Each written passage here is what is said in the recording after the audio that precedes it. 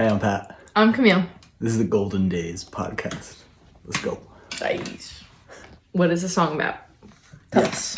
Yeah. The whole story. Make it good. Okay.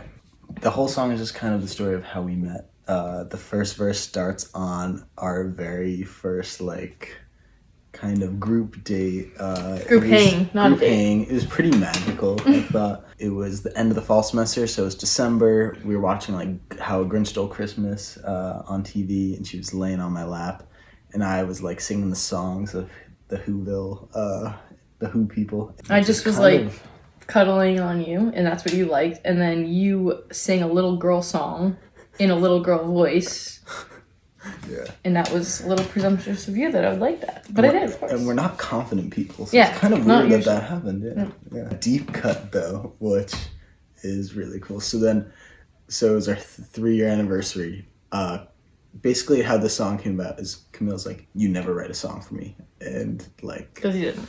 I mean, It was 3 years. I gave it some time before I said anything. And then after 3 years, I was like... And then we did. I was expecting a song at some point. Not right away, but at some point. So I wrote that song. And then... But it's because you didn't like to write love songs. Sorry, I keep interrupting. Yeah, well, no, that's cool. I kind of thought I couldn't do it in a not cheesy way, so I kind of shied away from writing love songs. But so the deep cut I want to get to is that how... So I wrote the song for our 3-year anniversary.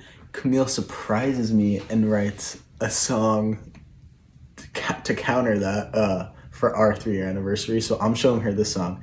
She's never written a song before. Gets GarageBand on her phone, writes the song, surprises me with it. And for you real fans, she wrote the chorus to 23.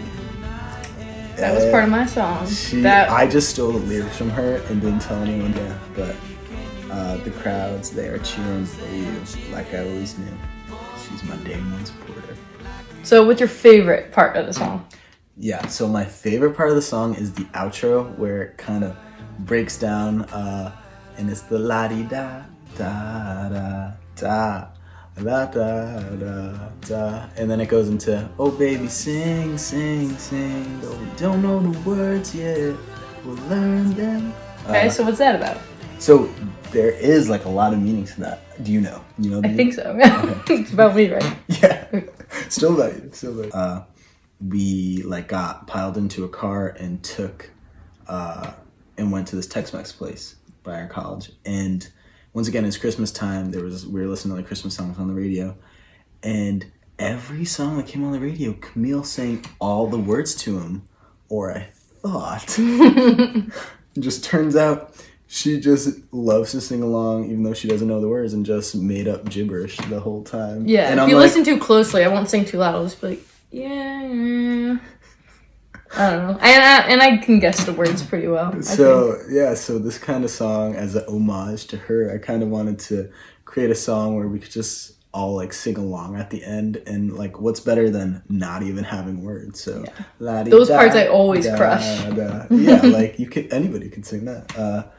And then just to make it hit home at the end, it's we don't know the words to the songs, we don't know the words to this life we're gonna start together. Yeah, we had no idea what was gonna come. We don't know. And just sitting next to some kid in a car. And guess what? And now we're engaged. And we're getting married in 6 months. So. Yeah. So you'll learn the words or you'll get engaged. So just follow your heart, figure it out on the way. Tell us about the album art. Or should I talk about the album art? All right. We'll give Camille. I'll do a quick intro. Camille some time to talk because I'm not the artist. Camille is, even though she might say she's not, but Camille does basically all of the album art for Days. So yeah. So what's the album art like? So I'm not super talented in anything in my life, but the album art was actually a combo between my mom and I. So for our engagement photos, we are not cheap, but cheap. So we had my mom just on my iPhone take pictures of us for our engagement photos. So so my mom took the photo, and then it was a really cute one of Pat. We were doing a little spin.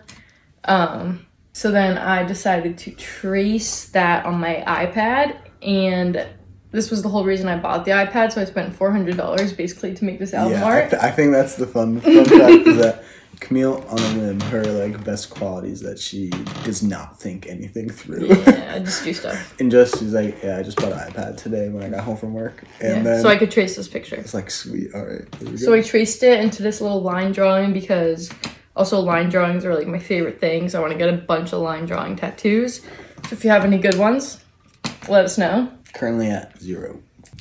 But I love the album art. You did a good job. Thanks. Nice and simple. And so what's the songwriting process like? Yeah, the songwriting process is cool. It seemed I like don't know. it seemed like you didn't like that question. I don't love that question, but I'm not a songwriter, so... Yeah, so I'll take you through this process. This is how it usually goes. I write a song. I think it's good. Then I think it's bad. Then I think it's good again. Then I propose it to Camille. Then she thinks it's really bad. No, but for real, it's good. I don't think it's bad. I just try to push you to be better. I wrote it 2 years ago on our 3rd anniversary. Now we've been together over 5 years. And it was in a good spot, but I knew it was just missing something, and that was the chorus. I kind of reworked the whole chorus. The coolest part, though, is that then I brought the song to my friend Bradley Robertson, who works at the record company. He's been my sound engineer for the last bunch of songs. And he just whips out this old 1960 lap guitar to play some slide guitar. And it was really cool because I did not think that was going to be a part of the song because I can't play it. This song has this like journey, since this is this journey of our relationship to kind of build and to progress. And Bradley thought the steel guitar would be perfect for it, and I think he nailed it. So you said you do all the other instruments, so I want to talk about that. I'll basically just start with acoustic guitar vocals on my voice memos. Then we'll gradually add some stuff, usually drums. And by it's just you. It's just me. Alright, so you're just programming the drums. You don't play drums, I but can't you play drums you at press all. little buttons on your phone or whatever, and it makes drums. Well, yeah, I do Logic on a Mac, so, but yeah, so similar. So I actually do have to give credit, of course, to my great bandmate of Swim, Brian D'Angio, who helped program drums for 3/8. I think you need to explain who Brian is a little more. Brian D'Angio is the great drummer from Swim. So Swim is the band that I've been in since high school. We've been together for 7 years or so. We're a pop rock band from Long Island, New York, and we're best friends since high school. Dan, Nick, and Brian all live in Hoboken, New Jersey right now, and I hope they're loving it together. And what do you do in Swim? So, fun fact, I play bass in Swim. So, Brian is this great drummer who has helped me with my drum parts in these songs, and he will be featured in some more songs coming soon.